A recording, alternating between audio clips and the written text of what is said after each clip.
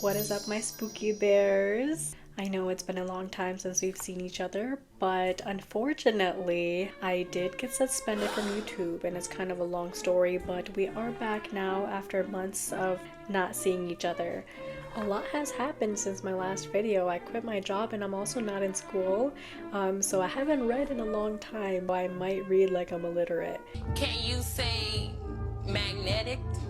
I can't really repost TikToks on YouTube unless I give like a commentary and make it unique, but I'm kind of sick of those anyway. I'm ready to tell you guys some real stories that I found online. And today I'm going to read some stories from Pakistan, and I relate a little bit, my uncles relate. My family in Bangladesh is pretty religious, and my grandpa would send my uncles to Pakistan, so they brought back a few stories for me, and I think the most memorable was this one story about a guy who was in love with a jinn. Let me tell you about that. So there are these types of jinns. They're very beautiful. They're called Fairies, is what my uncles would call them. It translates to fairies because they were gorgeous, they were elegant, and they were known to seduce men. There was this one guy who would go up to the roof and spy on a Puri who would dance and sing on the 5th floor. And he would go down and tell all his friends, like, oh, there's this one Puri that I see upstairs all the time and I'm gonna talk to her. So one night he went up and he got the balls to taunt that fairy, like. And the fairy got so mad, she flung him off the roof onto the 2nd floor tin roof. And the students saw this happening, by the way. They didn't see the fairy, but they saw him falling to the 2nd floor roof. And another story was they got a new transfer student, and this guy was very handsome, very cool. People loved him. He was very popular. There was really nothing he did out of the ordinary, but one night they were all laying down telling stories, and someone was like, oh, it's getting a little scary. Someone turned on the light, and he was like, you know what? I got y'all. He extended his hand all the way to the light switch, and they found out that he was a jinn. And they literally shunned that guy. I mean, the jinn, till the jinn left. I can't believe it, like, people switch up so quick. He was chill. In my house, the dining room is right next to the TV and the kitchen, with a small saloon door separating the kitchen from the dining area. The kitchen itself is pretty small, and right at a right angle to the kitchen door and outside the door, there's a dark little storeroom where things like potatoes are kept. The kitchen's outside door has 3 locks, which always made me feel a bit secure, especially at night. One night, my sister and I were sitting in the TV room, just relaxing and watching something. I was getting ready to do some homework around 12:30. The house was completely still, not a sound to be heard, and the air outside was quiet. No wind, no movement. It felt almost unnaturally silent. There was no other houses within a 2-mile radius, and the darkness outside seemed to swallow everything. I remember one of us yawning, and just as if on cue, the saloon door to the kitchen suddenly swung open from the kitchen side, like someone had pushed it. My sister and I just froze. We didn't say anything at first, because we both knew that wasn't a normal occurrence. The door had opened by itself, and there was no wind, no reason for it. After a long moment of silence, we both got up and walked into the kitchen to check. Everything looked fine, nothing out of the ordinary, but then I checked the outside door. It was locked, as it should be. Just as I was about to look into the dark storeroom, the lights flickered and then went out completely. My heart skipped. I didn't even hesitate. I turned and bolted out of there, no questions asked. Needless to say, I spent the rest of the night wide awake. It wasn't the kind of thing you could just brush off, but it also was too strange to tell my parents. But I couldn't shake the feeling that something was off, something unnerving, yet completely irrational. I never quite figured out what happened that night. I've never been so glad to have daylight come again. I swear, every time I want to record, my grandma starts making food. You hear that blender back there? I'm trying to work here! We moved into a new house once, and I'm not sure if we were ever told it was haunted, but looking back, some really strange things happened there. It was like a house straight out of a ghost story. One day we were all just doing our regular tasks when out of nowhere a mirror that had been stuck to the wall long before we even moved in fell down and shattered. There was no wind, no reason for it at all. We hadn't even used the mirror because it was old, covered in paint marks and dirty. It was just hanging there, and one moment it was fine, and the next it was broken on the floor. It made no sense. Another time we were chilling on the roof. It was a bit windy and my sister happened to glance down at the terrace. We lived on the top floor, so we could see the open area below. She noticed our charpai, this old wooden cot we kept outside, was on fire right in the middle of the terrace. The fire had just started, so we quickly put it out before it could spread, but it was one of those moments that left us shaken. How did it even catch on fire? There was no one up there and no obvious cause. Then there was a time my dad was sleeping on a mattress on the second floor. The entire building was empty, so we kind of had the whole place to ourselves. One night, he woke up in the middle of the night and saw a girl lying beside him. No, it wasn't my mom. He just saw her, described her, and then went back to sleep. Pretty calmly, actually. That was odd to say the least. Hell yeah, that's odd. If that was my husband, boy, you're gonna turn into a ghost. How dare you fall back asleep without being alarmed? Things just kept getting weirder. One time there was a power outage and my dad wasn't home. My mom came back from somewhere and we siblings had to go downstairs to unlock the door. My eldest sister told me that as she passed by the hallway, she saw something like a soul in front of her. And then she said it passed through her body, like it went right through her, and her body felt ice cold for a moment. I don't think I've ever seen her look so freaked out. And then came the cherry on top. We found a broken gun in our gallery. It was just lying there in the open. To make things stranger, we discovered hidden cabinets inside another cabinet. It was like a secret compartment, and I still have no idea why or how it was there. We never really figured out what was going on, but thinking about it now, it was pretty freaky. Looking back, all of it feels so bizarre. I can't help but wonder if the house had a history or something we didn't know about. But whatever it was, it definitely made us all second guess everything we thought we knew about the place. Freaky! I need tea. There's a phlegm in my throat that refuses to go away. It's so stubborn.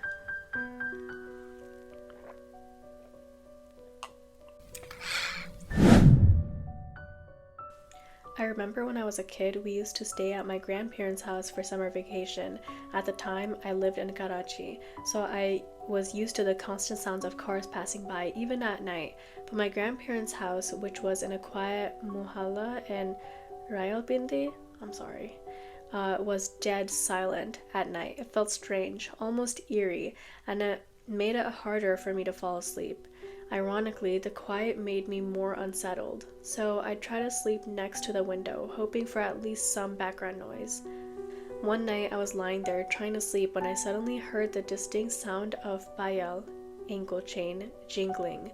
It was faint but clear enough to hear from the street, almost like someone was wearing it and dancing outside. The sound wasn't very loud, but it definitely stood out in the otherwise still night. I tried to ignore it, but it was odd and out of place that I couldn't shake it off. The next morning, I mentioned it to my grandmother. I was expecting her to brush it off, but instead she told me a story that sent chills down my spine. She said that decades ago, there was a woman who used to live in the area. The woman had gone mad and would wander the streets at night, dancing while wearing her ankle bracelet and making a racket. Even after she passed away, people still reported hearing the sound of payal jingling late at night, particularly around 3 a.m. Sorry, there's a plastic bag down there and that kind of freaked me out when it moved. My grandmother told me not to worry about it though. She said that that woman's ghost wasn't harmful. No one had ever been hurt by it, but that didn't exactly put my mind at ease. That's about the only weird thing that ever happened to me, but thinking about it now, I can't help but wonder if I was hearing the ghost of that woman's payal. It's strange how those little sounds can stick with you, even years later. I'm not gonna lie, I'm getting a little bit freaked out. I thought I heard jingling, but it's just my earrings. Also, this story reminds me of Bulbulaya. If you haven't watched it, it's based on this Bengali folklore. It's about a woman who was a dancer and she wore payals as well. She would dance for the king and she fell in love with her dance partner, and the king killed the dance partner because he was in love with the dancer. I think she went mad or something like that, but she came back as a ghost trying to take revenge. And that's just a folklore. Maybe I should read something about that. There are a lot of Bengali folklore that I'm really interested in reading. I might read those next. There was a jungle-like plot of land next to my house that was known to be a hotspot for jinn and magic activity. It was an eerie place, and some strange things went down there. One of my cousin's friends claimed to have seen a shadowy figure, black and red, sitting together. He said it looked like a couple. The very thought of it sent chills through me, but I didn't fully buy into it until one day I saw something for myself. Why am I getting scared? I'm literally at home, my grandma's at home, and I have the Ayatul Kursi. So nothing can harm me. Allah, please keep me safe from anything that plans to harm me. Please. I'm getting chills. I'm getting chills. I don't know why. I'm usually not this scared. I was standing near the plot when I saw a tall white figure moving towards my father's room, which had an outside door. It looked like it was trying to get in. I froze. There was something distinctly otherworldly about it. That's when I realized something was definitely off with that place. Things really escalated when I found black magic items on the land. That was when I started noticing strange occurrences in my own house. Lights flickering for no reason, loud knocks coming from the roof at odd hours, shadowy figures running around the house, and objects randomly switching places. It was as if I don't even want to say it, Jinn were messing with us, or maybe they were drawn to the black magic. For a while, I thought I was just losing it, maybe letting my mind play tricks on me. But then I remembered something. I'd heard that reciting Surah Baqarah would drive away shaitan, evil beings. I decided to give it a try, not really expecting much. The first time I recited it, something strange happened. Me and my cousin both saw a yellowish figure run past us at full speed. It was so fast that it startled us. The Jinn got scared. It was like the recitation had forced them to retreat. Oh, I'm getting chills. Oh, this one's scary. But that wasn't the only strange thing. Another time I recited Surah Baqarah and suddenly the power went out. As if it wasn't unsettling enough, the cicada outside started screaming at the top of its lungs. It was so loud, so overwhelming that I had to cover my ears. I've never heard a cicada sound like that before. It felt as if the noise was somehow tied to the energy of the house. After a while, the strange activity slowed down. Things became a bit more peaceful, and thankfully, those unsettling events stopped happening. Alhamdulillah, things died down, and I didn't feel as scared anymore. But the memory of those incidents still linger, reminding me of how real and close those experiences felt. Sometimes I wonder if that jungle plot still holds the same mysterious energy. That one was freaky. And I'm feeling really hot all of a sudden. I'm a little scared, so I had to bring my cat into the room. Alright, buddy. Alright, okay. Wanna just sit there? Alright, you can do that. My great-grandfather used to work on the railway lines, and back then the tracks were kind of like a hotspot for tragedies. People often went there to end their lives, or they died in accidents. So naturally, the place was full of stories. Strange, unsettling stories. One of the more famous ones among the employees was about the spirit of a child. The child would mess around between the trains, unhooking the containers from one another, running around, laughing, causing a bit of harmless chaos. All of the coworkers knew about it, and they were just cool with it. They'd let the child's spirit be, as it didn't seem to do any harm. It became a bit of a normal occurrence for them. But the real eerie story that stuck with me was about the time my great-grandfather was walking home with a sack of local sweets he had bought. The route he took was along the railroad tracks, and it was a good walk back home. As he carried the sack on his shoulders, he started hearing a voice asking him to hand over the sweets, or at least share some. But when he looked around, there was no one in sight. He thought it was probably just his mind playing tricks on him, but still, it felt weird. Now, my great-grandfather knew about the strange happenings at the tracks. He was well aware of the spirits that roamed the area, but this voice was a bit too much even for him. He didn't give in, though. The sweets were expensive, and it was meant to be a special treat for his family, so he kept walking, refusing to share or give up any of them. Dang, sharing is caring! But as he kept walking, he started to feel uneasy. When he checked the sack, there were no sweets inside. He searched for it all over, but it was completely empty. Angrily, he cursed under his breath and kept walking, thinking maybe it was just a mistake. But as he went further down the tracks, the same thing happened again. The voice kept asking for the sweets, and when he checked the sack, it was empty. This repeated several times, each time the sweets disappearing, and each time he checked the sack to find it completely empty. He got more and more frustrated, but he never gave up, knowing his family was waiting for the sweets. Finally, after what felt like an endless walk, when he reached home, the sweets were back in the sack like they had never been taken. It was like they never left at all. That story stuck with me. It's eerie to think that something so simple as a walk home could turn into a surreal battle with something otherworldly, all over a sack of sweets. It makes you wonder how many spirits or forces linger around places with so much history and tragedy. I had to take a break for my mental health. This one's a Bengali story. I'm not someone who believes in ghosts, but there's one experience I had that I still can't explain, and it's always stuck with me. It was around 2005 and my family went to Bangladesh for summer vacation. I was 10 years old and it was the first time I had been back since I was a baby. We were in the countryside in Pabna, staying with my grandparents. The whole experience was great, but we were very poor at the time, both in the US and in Bangladesh. Our living conditions weren't the best. My grandparents' house was an old, small tin shack with only 2 rooms, and I shared a bed with my grandfather.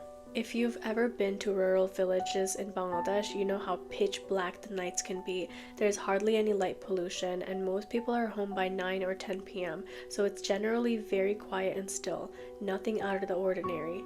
One night though, around 1 a.m., I woke up to the sound of pots and pans banging in the house. There were no breezes, no animals, and no one moving around, just the odd clinking sound. I wasn't sure what was going on, but it made me uneasy. Then out of nowhere, I heard an old woman's voice from outside of my window. It was calling my name. Hridoy, baire asho. Hridoy, come outside. I froze in fear. I was paralyzed under my blanket, sweating like crazy. The voice was unmistakably clear, and it was right outside of the window, even though I knew no one was supposed to be out there. The houses nearby were all family, and I knew everyone who lived there. I didn't recognize the voice at all, and there was no way an old woman would have come all the way from the next village just to call me at that time of night. And what made it worse was that the voice stopped. I didn't hear any footsteps or sounds of anyone leaving. It just ended. The next day, I told everyone about it. The elder people in the house got serious and started telling me stories about how strange voices call children at night 3 times, always calling by name, and those who go out there are never seen again. I didn't know what to make of it. It was so eerie, but I couldn't shake the feeling that something strange had just happened. The incident felt terrifying, but it wasn't nearly as wild as the stories my parents and grandparents used to share from their own childhoods. They've had experiences far scarier than that, involving spirits and strange occurrences, but this one was just unsettling enough to make me question things I didn't believe in before. It was one of those experiences that really made me wonder if there's something more to the stories. I'm so glad that I have cats because I would know immediately if there was some presence in my room. I do want to tell more Bangladeshi stories, but I think I'll save that for another video specifically for Bangladesh. This video, I just wanted it to be Pakistani stories. You remember when I said that my uncle's classmate encountered a fairy? Apparently that's a thing in Pakistan. Someone said people around Lake Saif ul Muluk believe that it's visited by fairies at night. Almost everyone leaves before the sun sets due to the ill omen. Oh my gosh, so they weren't lying. Saif ul Maluk itself was a prince of Makran who fell in love with the fairy of this lake, and it's believed that both are still hiding from a giant of Diosai who got angry, I don't know why, and is there to kill them. I think I'm going to tell one more story before I wrap it up because it has been a while since I've made a video and my voice is getting a little bit tired even after drinking tea. This one's a long one and it's a folklore about the ghost bride. So, The Ghost Bride story is one of those chilling urban legends that seem to circulate everywhere, but with unique variations depending on where you hear it. The general version goes like this: someone is traveling late at night, maybe catching a bus or leaving a terminal, and as they drive through a desolate area, they spot a veiled woman in an elaborate gown walking alone. She tries to flag them down, looking distressed, and of course they offer her a ride. She gets in, her face hidden behind the veil, and when they ask her why she's so upset, she confesses that her husband left her. She's clearly been crying. After dropping her off near a home, the driver or passenger may notice that something's off. There's usually a rumal, handkerchief, or a piece of jewelry involved, which is later found to be linked to her somehow. The twist comes when they return to the place where they dropped her off, thinking they'd return the item to her. When they ask around, they learn that the woman has been dead for many years, sometimes even decades. She was either a bride who died on her wedding day or some tragic figure who was abandoned. The whole story leaves the traveler unnerved and questioning what they experienced. The Islamabad and Rawalpindi area in particular is known for having a rich folklore of churals, or jinns, and other supernatural entities. My grandmother used to tell me about a time when she was a child, walking with her sister through a forested area near their village. She said chural, a ghostly, often demonic woman, appeared sitting on a tree and tried to lure them into the woods. She described it as one of the most frightening things to ever happen to her. Over the years, I've heard several variations of stories like this from the area. People say they've encountered witches while walking down familiar streets at night, only to find themselves inexplicably lost, wandering into an unfamiliar territory. There's always the eerie sense of being drawn towards a forest or empty street where a chural is said to be waiting, either standing still or riding a bus late at night, or even perched on a light pole, watching from above. It's like those spirits or witches thrive in desolate areas, luring travelers into dangerous, unexpected encounters. Then there's Natiagali, a beautiful hill station, but like many places in the north, it has its share of eerie legends. There are old abandoned cabins scattered around with stories claiming they used to belong to witches. Local talks about strange, inexplicable events. People who've stayed too long in those cabins say they feel a presence, a sense of being watched. And sometimes they hear things, voices, footsteps, or strange noises in the night.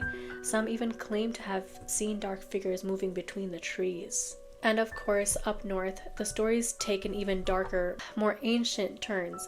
The tale of Jinn and Boarayan, fairy-like beings in some traditions, are passed down through generations. These entities are often said to live in the forests and mountains, especially in the more remote, untouched regions. There are accounts of jinn that are terrifyingly tall, taller than houses, moving through trees, hiding amongst trees, following people on their journeys. People claim to feel an overwhelming sense of dread when they're in certain areas, like they're being watched by something or someone just out of sight. I think that's all I'll be reading for tonight, and thank you so much for watching all the way through. I really appreciate it after months of me being gone. If you like these stories and you want me to focus on specific countries, let me know, because I do want to read more on the folklore and urban legends from there. I think it's very, very interesting.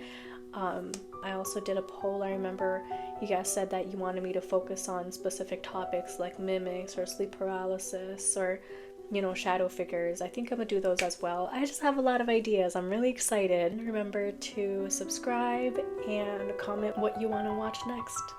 But yeah, peace.